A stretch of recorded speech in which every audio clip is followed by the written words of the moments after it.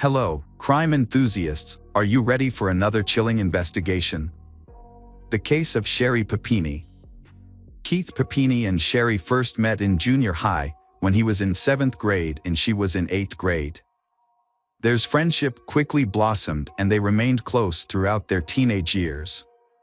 However, over time, they lost contact with each other and went separate ways. Sherry eventually moved on and married another man in 2006, but their marriage was short-lived, lasting only 2 years. After her divorce, Sherry found herself single once again. Unbeknownst to her, a chance encounter with Keith was on the horizon, and their reunion would rekindle the spark they had long ago. This unexpected reunion revealed the growth and maturity that time apart had brought them. They discovered how much they had missed each other and decided to give their relationship a second chance. As they started dating, their connection grew stronger with each passing day. Within a year of reuniting, Keith and Sherry realized they were meant to be together. In 2009, they got married and had 2 children and lived in Reading, California. To care for her children, Sherry left her job in telecommunications, and Keith continued working at Best Buy as a member of the Geek Squad. Keith and Sherry Papini had what seemed like the perfect life to those around them. However, their seemingly idyllic life took a drastic turn on November 2, 2016, when Keith returned home from work to find his wife, Sherry, missing. Normally, Sherry was at home when Keith arrived, but she was nowhere to be found this time. Keith initially thought Sherry might have gone for a walk, but as the minutes ticked by with no sign of her return, his concern grew. He decided to call their children's daycare center to see if Sherry had picked up the kids. To his surprise and concern, the school secretary told him that Sherry had not been there. Keith then decided to track Sherry's phone using the Find My iPhone app. The app showed that her phone was located at the end of their driveway. Keith immediately ran outside and began searching. To his dismay, he found Sherry's phone lying on the ground, along with her headphones. What's more, he discovered strands of hair tangled in the headphones. Distraught, Keith quickly contacted the Shasta County Sheriff's Office. The Sheriff's Office acted quickly and treated Sherry's disappearance as a serious matter from the very beginning, they bringing in the FBI to assist with the investigation. Keith is determined to find his wife and bring her home safely. To achieve this, he has asked for the public's assistance. Keith contacted the media to help spread the word about Sherry's disappearance, they sharing her story by covering every detail of her case. As a result, the public became deeply interested in Sherry's disappearance, largely due to her striking appearance and the seemingly ideal life she led. As the story gained media attention, the Shasta County Sheriff's Office started receiving numerous tips from the public. However, these information do not assist in finding Sherry. In their investigation, police examined Sherry's phone for clues.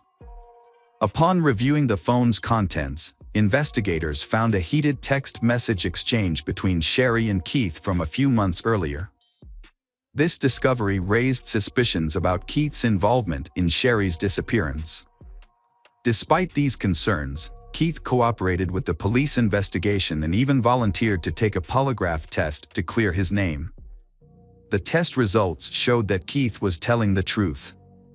Aside from the text message exchange between Keith and Sherry, investigators found several messages on Sherry's phone from men using fake female names. Further examination suggested that Sherry was preparing to leave Keith. On November 10, 2016, the police located one of these men and questioned him about Sherry's location. He reported meeting Sherry 5 years prior at a restaurant during a work event. Although he claimed to have no knowledge of her whereabouts, he did offer some insight into her marriage to Keith. He shared that she had confided in him about her fear of her husband, Keith, due to his violent behavior. He claimed Keith often confined Sherry to their home. The police opened an investigation into Keith's behavior to verify these allegations. However, after questioning friends and neighbors, they found no concrete evidence supporting Keith's portrayal as a violent person. Friends of the couple shared a different perspective. They described Sherry as attention-seeking and has a tendency to overreact. This new information led the police to consider that Sherry might have exaggerated or fabricated about being abused by her husband. On Thanksgiving morning, just days after Sherry went missing, police received a call for help at 4:32 a.m. The caller reported a woman on the side of I-5 who seemed to need assistance.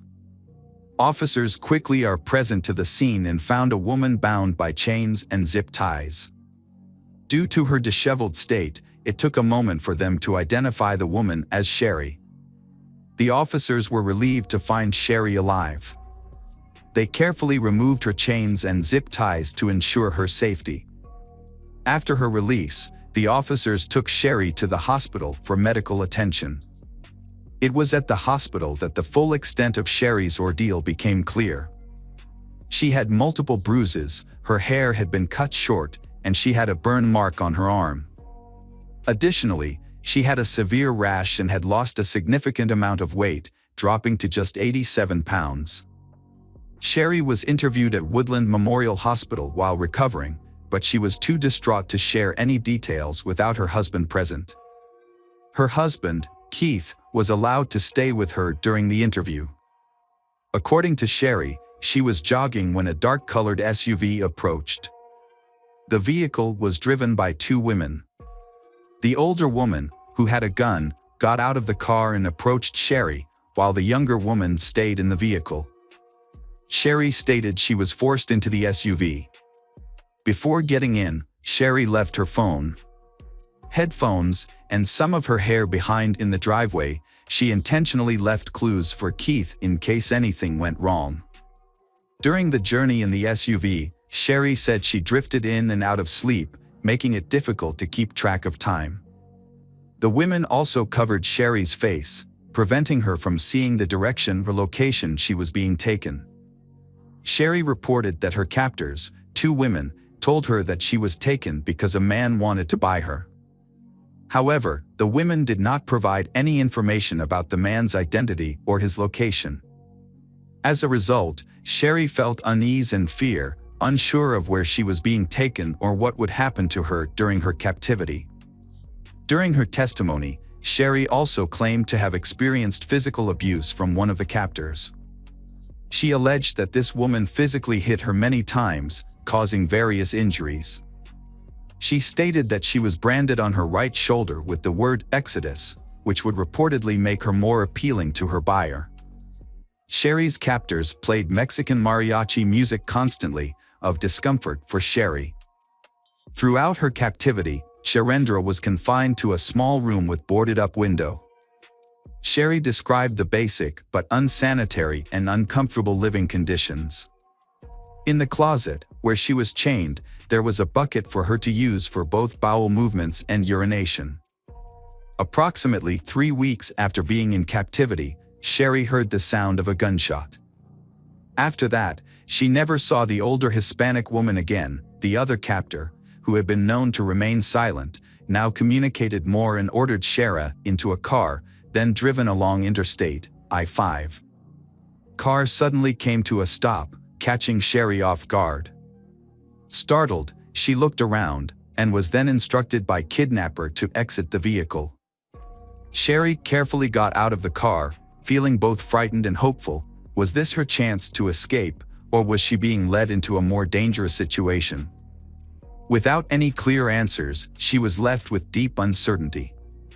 After Sherry's rescue from the side of Interstate 5, the Shasta County Sheriff's Office held a press conference to announce her safe return. During the conference, authorities revealed that Sherry had been abducted by 2 Hispanic women. Unfortunately, this has sparked a wave of racism against Hispanics. In the aftermath of her abduction, Sherry began attending therapy sessions to cope with her ordeal. Fortunately, as a California resident, she became eligible for the Victims' Compensation Fund, which uses state budget to help pay for victims' therapy in the aftermath of the abduction. Sherry has changed her life, giving up her outgoing personality and limiting her social interactions. She now spends most of her time indoors, instead of participating in many of the social activities she once enjoyed. The police released a composite sketch of 2 Hispanic women suspected to be involved in Sherry's abduction about a year into the investigation. However, no new information or leads were received. The police also disclosed that they found male DNA on Sherry's underwear, the same one she was wearing when she was found on the side of the I-5. Authorities confirmed that the DNA did not belong to Sherry's husband, Keith. 2 years after her abduction, the police were still unable to find a match for the male DNA on Sherry's underwear. And the case remained unresolved. In 2020, a significant development took place in the investigation of Sherry's case. The police responsible for her case applied for approval to utilize a new technology called familial DNA analysis, which involves examining DNA profiles to pinpoint possible relatives of the person who contributed the DNA. Familial DNA testing is a crucial tool in solving crimes. It works by comparing DNA evidence to the DNA of known individuals, usually family members of a suspect, to see if there's a match. To aid in the investigation, researchers use genetic markers shared among relatives to narrow down the pool of suspects. In the Sherry Papini case, the police have found new clues when they matched male DNA found on her underwear to family member James Reyes, Sherry's ex-boyfriend. This unexpected result led to numerous questions and changed the direction of the investigation. As a result, the police began to suspect Sherry's ex-boyfriend of being involved in her abduction. To investigate further, the police collected a soda bottle from James's trash and sent it to the forensic lab for DNA analysis in June 2020. The lab then compared the DNA from the soda bottle to the DNA sample found on Sherry's underwear. 1 month later, the lab confirmed that James Reyes was a match to the DNA sample discovered on Sherry's panties the day she was found. The police interviewed James at his home in Costa Mesa, California, about the disappearance of his former girlfriend, Sherry. James stated that he had dated Sherry about 10 years ago and last saw her a year after their breakup. When asked if he was involved in her kidnapping, James initially denied any involvement. However, as the interview progressed, James revealed that he was still close friends with Sherry. He said he was involved in Sherry's disappearance but didn't kidnap her. Instead, he just helped her. According to James, Sherry had contacted him about escaping her abusive husband, Keith. To help her, James arranged for a car, which was rented by one of his friends on November 2, 2016. James used that vehicle to pick up Sherry the next day. Sherry stayed in the back seat of the car during the long drive to James' house in Costa Mesa, lying down the entire time. Once they arrived, Sherry isolated herself in the bedroom for the remainder of her stay. James continued with his daily routine, while Sherry occasionally helped out by cleaning and cooking. During her stay, Sherry started dieting to lose weight.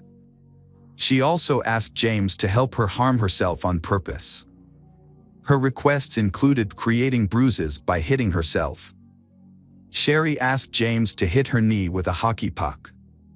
At first, James was hesitant, but he eventually agreed to her requests. Furthermore, James stated that Sherry asked him to brand the word Exodus onto her right shoulder using a wood-burning tool from Hobby Lobby. James admitted to complying with this request as well. Eventually, Sherry informed James that she had decided to leave his house. Before departing, she requested that James obtain chains and zip ties. Sherry then instructed James drove her back to Redding, California. During the drive, Sherry ordered James to pull over, and he complied. She immediately exited the vehicle, and James drove away. When questioned by the police, James claimed he had no knowledge of the incident Sherry described, involving 2 Hispanic women. However, when the police visited James's house, they were startled by what they found. The layout of several rooms matched the descriptions Sherry had provided, including James' bedroom and closet, which exactly matched a drawing Sherry had created for the police. Several days later, the police met with Sherry and Keith at the police station. During the interview, the police had evidence that suggested Sherry had faked her own kidnapping, and they were prepared to confront her about it. Before revealing the truth, they asked Sherry if she wanted her husband Keith to leave the room. However, Sherry remained silent. The police decided to leave Sherry and Keith alone for a few minutes. During this time, Sherry shared a secret with Keith. Sherry told her husband that she didn't want the police to find the Hispanic woman who kidnapped her because she felt grateful to the woman for letting her go. As a result, she had no intention of pressing charges against the woman. Keith listened to his wife's explanation but became concerned and scared as her words made no sense to him. He pointed out that even if Sherry chose not to press charges, the woman would still face consequences for her actions. The police then re-entered the room and shared a crucial piece of information. They had obtained a DNA match for the male DNA found on Sherry's clothing. That DNA belongs to James Reyes, his wife's ex-boyfriend. Then, the police informed Sherry and Keith that James had passed a polygraph test, suggesting James was telling the truth. The police believed that Sherry might have faked her abduction, and they claimed to have gathered evidence supporting James' version of what happened. According to the police, they also told Sherry that they had discovered information that suggested her weight loss during her disappearance was intentional. Additionally, they believed the rash on her arms could have been caused by the cleaning products she used at James's home. The investigation into Sherry's kidnapping progressed when police discovered that she had staged the incident. The police found evidence that James had indeed inflicted the injuries on Sherry, on her own accord, contradicting her claim that she hadn't seen him since their breakup years ago. Specifically, police claimed to have discovered that James had used a wooden object purchased from Hobby Lobby to brand Sherry. They also discovered that Sherry's broken nose was the result of self-inflicted injuries with a hockey stick. Despite this damning evidence, Sherry continued to deny any involvement in her disappearance. However, James provided the police with details about Sherry's disappearance that only someone with insider knowledge would know. Consequently, on March 3, 2022, Sherry was arrested by the FBI for lying to federal agents and faking her own abduction. 6 weeks later, she agreed to plead guilty to these charges as part of a plea deal with federal prosecutors. In the subsequent sentencing, Sherry's defense team requested a lenient sentence of 1 month in prison and 7 months of home detention. However, the prosecution recommended a more severe 18-month sentence.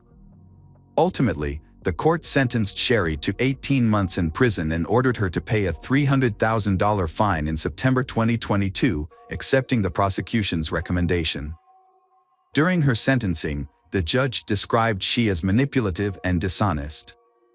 At the sentencing hearing, Sherry apologized to those who had been affected by her actions and acknowledged her guilt. She took responsibility for her dishonesty and the harm it had caused to herself and others. Sherry was released from prison in August 2023 and placed in a halfway house. Her relationship with Keith ended on the day of her arrest in March 2022, when Keith learned the truth about her actions. Shortly after Sherry's guilty plea, Keith filed for divorce and sought full custody of their children.